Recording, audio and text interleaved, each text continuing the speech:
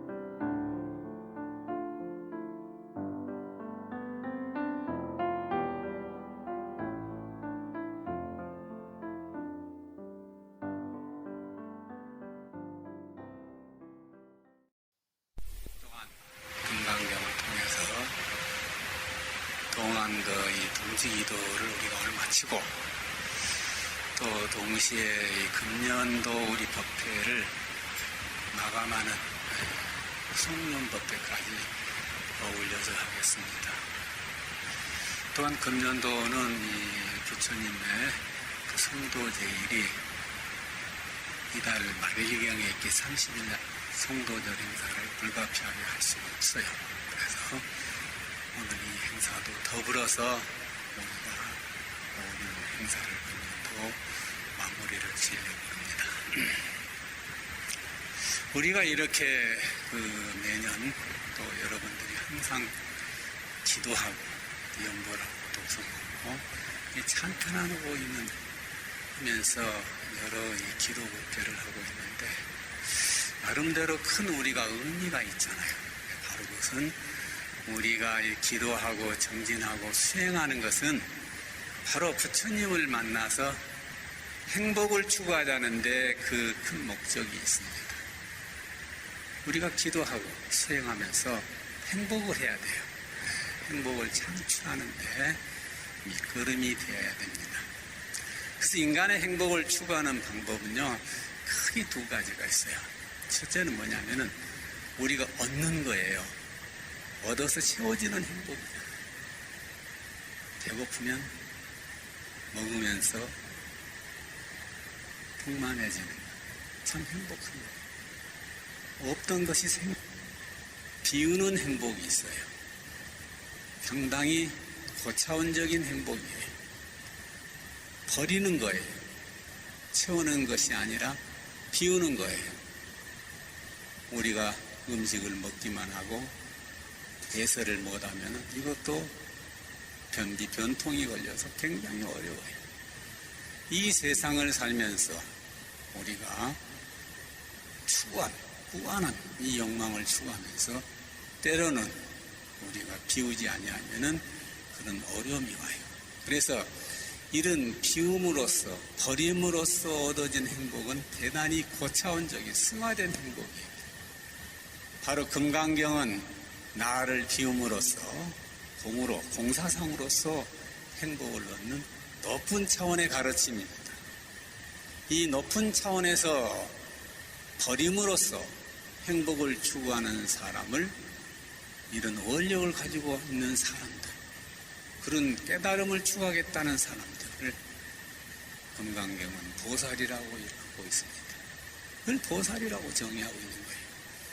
우리가 부처님께서 경전을 설한 장소는 다양합니다.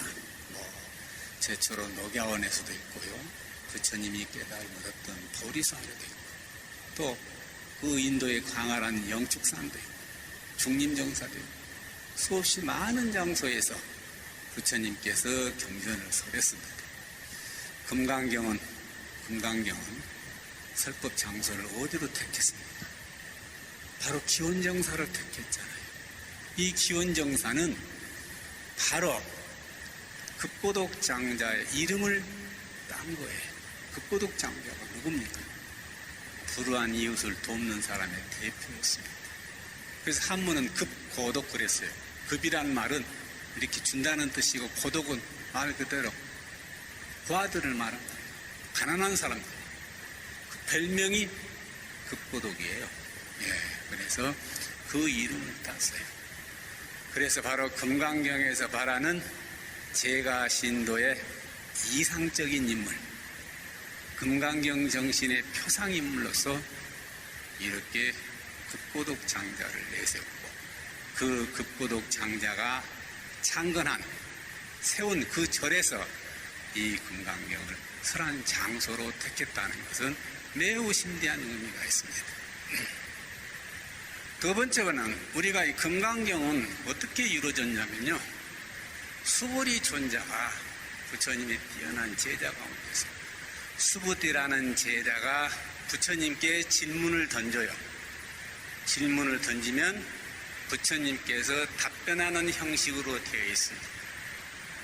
그러면은 도대체 수보리라는 존자는 누구길래 이렇게 금강경에서 부처님께 대표 질문하고, 또 부처님께서 수보리 존자 제자를 불러서 답변을 하냐 이거예요. 이 또한 이 수보리 존자는 금강경에서 제시하는 출가 수행자로서의 최고의 표상인물이, 대표적인 인물이 바로 금강경 정신을 이해할 수 있는 최고의 이상적인 인물이 바로 수보리 존자였어요. 그러면 수보리 존자는 누구냐면요, 부처님께서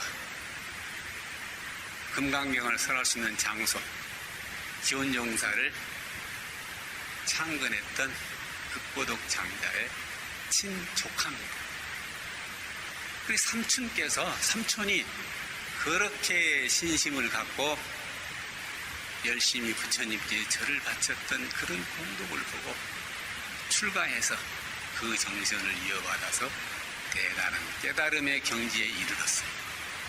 그래서 불교의 금강경의 공사상, 비움으로써 버림으로써 행복을 증득할 수 있는 그 원리를 철학적으로, 논리적으로 잘 깨달은 제자 가운데 가장 으뜸이었어요. 그래서 금강경에서는 수보리 존자에게 물음을 던지고 수보리 존자에 답변을 했던 것이에요. 그만큼 출가와 제자의 두 인물들이 바로 삼촌과 제자라는, 삼촌과 조카라는 이런 인연 속에서 이어지고 있습니다. 금강경 가운데서 여러분들이 제가 지금 2달 반 동안 금강경을 지금 설법을 하고 있는데요. 금강경을 여러분들이 개인적으로 많이 보셨어요. 그러나 다시 중언부언하지만 금강경에서 가장 중요한 핵심은 뭐죠? 제3장이에요. 금강경은 32장까지 되어 있어요. 32장인데 3장이 금강경의 핵심이에요. 그래서 금강경의 이 3장, 다시 말해서 모든 32장은 금강경 3장을 보충 설명하고 꺼내기 위해서 이루어진 거예요. 마지막 단락에 되어 있죠. 수보리야, 만약 보살이 아상, 인상, 중생상, 수자상이 있으면 이는 꼭 보살이 아니다, 이렇게 되어 있어요. 다시 말해서 보살은 뭐냐? 보살의 개념 정의를 여기서 내리고 있어요. 보살이란 말은 아상이나 인상이나 중생, 수자상이 없는 사람을 우리는 보살이라고 한다. 이렇게 어렵게 써놨어요. 쉽게 말하면은 보살은 나를 위해서 살았지만 우리가 결국 나 자신을 위해서 사는 거예요. 결국 나 자신을 위해서 열심히 살지만은 우리가 깨달음 속에서는 나를 잃어버릴 정도로 무아의 상태에서 비우고 사는 인생을 최고의 보살로 부릅니다. 그걸 우리가 뭐라고 해요? 보통 우리가 이 중생이라고 그러잖아요. 우리 보통 사람들은요, 나라는 존재가 뭔가, 이걸 존재론적으로 굉장히 어렵게 금강경을 써놨어요.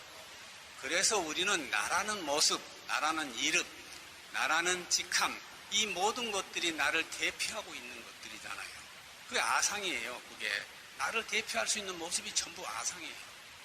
내 이름이라든지 내 직함이라든지 내 재산이라든지 내 학력이라든지 나를 감싸고 가꾸고 수식하는 그 모든 것들은 전부 아상이에요. 나에 관한 모습이에요. 인상은 뭐예요? 나는 지금 어떤 얼굴입니까? 내가 사람의 얼굴이잖아요. 그게 인상이에요. 인상이란 말, 사람이란 뜻이에요. 인상 말 그대로 사람이. 중국에서도 인상 그러면 사람 인자를 써요. 사람의 모습, 사람의 생각이에요. 중생은 뭐예요? 대표적으로 중생은 윤회하는, 육도를 윤회하는 어리석은 사람의 대표. 이 중생이에요. 그리고 마지막에 수자상은 뭐예요? 인간은 태어나면 늙고 병들어 죽는 일정한 생명을 가지고 있다고 생각합니다. 이런 4가지 상이 없다는 거예요. 대승의 보살이 되려면은 이 굉장히 어려운 거예요. 그러니까 부처님께서는 우리가 나라고 하는 상에 집착하고 사는 것은 결국은 집착으로 끝나게 되면 이건 괴로움의 연속이라고 봤어요. 결국 불교의 수행은 나를 꾸미고 있는 나의 모습, 아상은 곧 망상이라는 거예요. 망상. 그것에 집착해 살면 곧 망상이라는 거예요. 이런 망상을 깨달아서 나를 꾸미고 있는 것들을 때로는 비우고 버릴 줄 아는 사람을 우리는 해탈이라고 해요. 그런 사람을, 그런 순간을, 그런 경지를 우리는 바로 보살이라고 얘기한다 이 말이에요. 그게 바로 보살이에요. 그러니까 진정한 인간의 가치라는 것은 우리가 사는 삶은 순간적으로 또 아니면 영속적으로 아주 고통의 연속이잖아요. 그래서 이 고통이, 이런 고통은 나를 집착하고 있는 이것에 대한 망상이라고 보고 있는 거예요. 그래서 이것을 우리가 잘 알고 그거를 깨닫고 실천하는 보살행을 할 때 내가 없어지는 거예요. 그 순간에 여러분들이 좋은 일하고 덕행하고 그 순간 일을 할 때는요, 나라는 모습보다는 남을 생각하기 때문에 그게 가능한 일이에요. 남을 생각하지 않으면 그걸 전혀 할 수 없는 일이에요. 그래서 이 대승에서 생각하는 보살의 삶은 뭐냐면은 우리가 현장에서 열심히 살잖아요. 열심히 살면서 획득하고 채워서 만족하는 그런 행복을 추구해야 돼요. 1차적인 행복을 열심히 추구해야 됩니다. 내 이름을 살리고 내 직함을 알리고 내 주변을 아름답게 하고 나를 비옥하게 하는 그 노력을 열심히 해야 돼요. 그 얻어지는 그런 행복을 충만해야 돼요. 동시에 보살은 무슨 생각을 갖고 있느냐? 때로는 버리고 베품으로써 실천하는 삶이에요. 그렇게 함으로써 탐진치를 소멸해 크게 얻어지는 행복을 추구하는 삶, 다시 말해서 2차적인 고차원의 삶을 동시에 사는 삶, 이거를 금강경에서는 보살의 삶이라고 얘기하는 거예요. 그러니까 대승보살은 열심히 땀 흘려서 일해야 돼요. 돈도 벌고 또 좋은 직업도 얻고 또 아름다운 사람들과 함께 살고, 그러면서 동시에 이웃을 위해서, 단체를 위해서 아낌없이 때로는 인연이 닿으면 베풀 줄 아는 것, 이런 거, 이게 바로 작은 보살 행위예요. 전부 이 사회는 이런 작은 보살 행위들로 전부 이루어지는 거예요. 전부 우리가 단체에서 소임을 맡아서 희생하고 봉사하는 일, 전부 작은 보살 행위예요. 이렇게 우리 합창단에 와서 연습을 하고 여러분들에게 아름다운 감미로운 부처님의 음성 공양을 제공한다, 전부 보살 행위예요. 이거 베푸는 마음이 없으면 전혀 이루어지지 않는 거예요. 전부 다. 여기 1차적으로 이렇게 종교 행위에 참석하는 것 자체가 여러분이 보살 행위예요. 이 보살 행위죠. 나오셔서 뭐든지 이렇게 하는 거, 내 시간을 낼 수 있다는 것 자체가 우리가 이 보살 행위다 이거예요. 이런 보살 행위. 그 다음에 우리가 이제 진정으로 이런 큰 보살 행위 있잖아요. 이렇게 살아가는 분들이 보면요, 엄청난 일들이 갖겠다. 우리 사회가 이렇게 아름답게 유지되는 거는요, 이런 보살 행위들이 많기 때문에. 사기치고 나쁜 일하고 몹쓸 사람들 훨씬 보살 행위들이 많습니다. 이런 보살 행위, 아름다운 일들이 많기 때문에 이 지구가 멸망되고자 합니다. 아무리 사악하고 나쁜 사람이 많지만은 좋은 일을 하는 사람들이, 베푸는 사람들이, 공덕을 쌓는 사람들이 우리 주변에는 훨씬 많아요. 그렇기 때문에 이 사회가 유지되는 거예요. 우리가 항상 그런 마음을 내야 돼요. 금강경을 이렇게 보면은요, 항상 우리 스스로가 제 자신도 부끄러울 때가 많죠. 그렇구나. 이런 생각을 많이 갖게 돼요. 이게 금강경 수행이에요. 금강경은 뭐든지 얻은 것보다는 내가 버리려고 노력한다는 것 자체가 엄청난 수행이죠. 이걸 우리가 알아야 돼요. 제가 큰 행사 때마다 보면요, 참 많은 남방스님들 제가 많이 알고 초청을 꼭 해요. 그래서 이 남가주 지역에서 정해서 스님은 남방스님들하고 아주 친근하다 이렇게 알고 있는데, 제가 이제 남방에 수행 갔을 때 이 많은 스님들하고 인연을 맺고 그랬습니다. 또 내가 그쪽에 가 있으면은 저도 그쪽 스님들에게 신세지고 고마움을 받아서 제가 대신 저도 갚는 거예요. 갚아요. 와서 공양도 대접하고 또 도시도 드리고 이렇게 나누는 거예요. 이게 바로 작은 보살 행위를 노력하는 거잖아요. 그래서 우리가 이제 연말이 되잖아요. 이렇게 연말이 되면은 여러분들이 이렇게 더는 생각들을 가져요. 그래서 금강경은 연말에 참 좋은 경전이에요. 그렇구나. 그래서 우리가 이 금강경을 통해서 우리가 뭘 느껴야 됩니까? 금강경의 가장 마지막 장은 뭐라고 되어 있습니까? 여러분이 마지막 편을 봤잖아요. 금강경의 제일 마지막이 뭐라고 했습니까? 이 세상의 모든 존재하는 것들은, 이 세상의 모든 존재하는 것, 내 자신의 아상은 말할 것도 없죠. 내 자신의 명예나 이름이나 사원 재산, 모든 것들은 뭐라고 써놨습니까? 일체 유입법은 여몽 환포형이라고 써놨죠. 꿈과 같고 환상과 같고 불급등과 그림자 같다. 또한 번갯불과 같이 잠깐이에요. 이것을 깨달으라는 거잖아요. 금강경의 마지막 편 글이 있어요. 여러분이 그거 읽었잖아요. 인생은 그거라. 내가 그렇게 갖고 있던 그 아상들은 이렇게 여몽 환포형이다. 꿈과 같고 환상과 같고 불거품과 같고 그림자, 번개 벼락친 것처럼 깜빡한다는 거죠. 잠깐. 그러므로 나를 영원히 빛낼 수 있는 것은 뭐겠어요?